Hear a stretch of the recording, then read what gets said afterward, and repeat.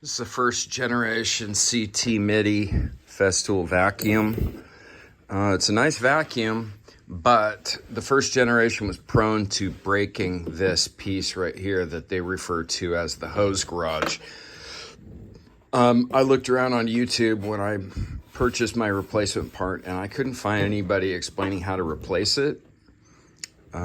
It's not totally apparent just by inspecting it. You can't really get to any of the screws. And so let me show you what to do. It's actually pretty simple. What you're going to need to do this is you're going to need a T25. That's this guy right here. Now it may actually be some other more exotic bit, but a T25 will get that bit out. You're also going to need something to pry. So, you know, a flathead screwdriver, something like that. So let me explain what's going on. This tool tray part actually is held on by screws that go through the body of the vacuum. Unclasp the sides, set the base aside. What you're gonna do is you're gonna pull the HEPA filter off. Actually, you don't even need to do that. Just leave that off. And what you can do is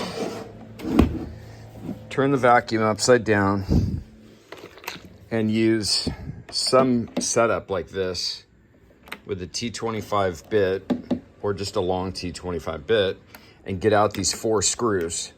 Now, I encourage you strongly, do not separate the base from this whole motor assembly.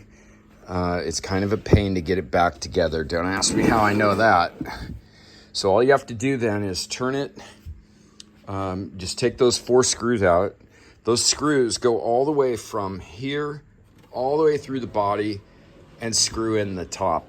So once you remove those 4 screws, carefully reassemble everything straight up and down.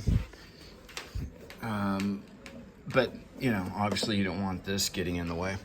And then all you got to do is just take a flat screwdriver and get in between here and just pry it, and the top will pop off. Snap the other one together, turn it upside down again, and drive your 4 screws. It's simple, but, you know, no instructions. So good luck.